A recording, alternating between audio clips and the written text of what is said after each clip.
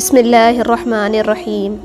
اور جب تم پورے دل سے خود کو اللہ کے سپرد کر دو گے تو تم دیکھو گے کہ کائنات کی ہر چیز تمہارے حق میں ہو جائے گی۔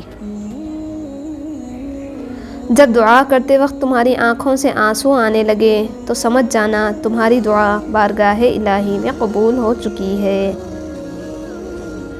تہجد تک پہنچنا تمہارا بے وجہ تو نہیں ہے، آخر کچھ تو ہے جو ممکن ہونے والا ہے۔ تمہاری دعاؤں کی قبولیت کی نشانی اس سے بہتر اور کیا ہو سکتی ہے؟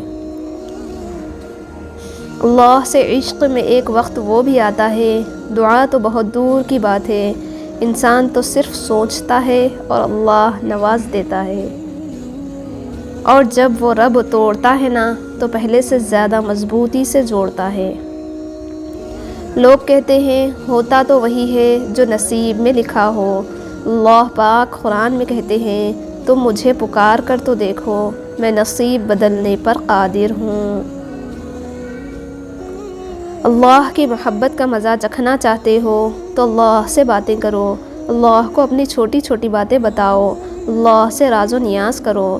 جب اس کے سامنے اپنا دل کھول کے رکھ دو گے تو وہ اس دل کے دکھوں کو سمیٹ لے گا، تمہارا بوجھ ہلکا کر دے گا، تمہارے دل کی گھبراہٹ کو سکون میں بدل دے گا۔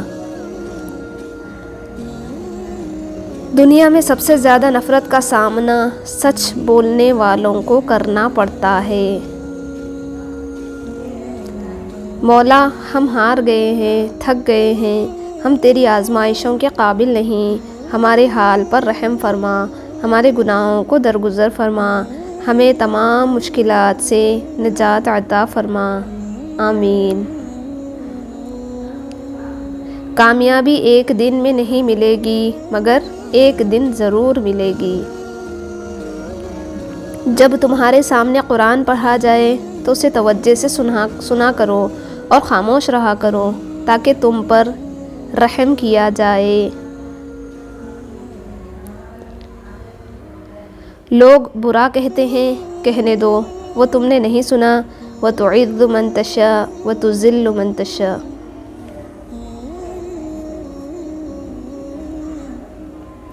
غم اور پریشانی صرف اللہ کو بتایا کرو، اس یقین کے ساتھ کہ وہ تمہیں جواب بھی دے گا اور تمہاری تکلیف بھی دور کرے گا، انشاءاللہ۔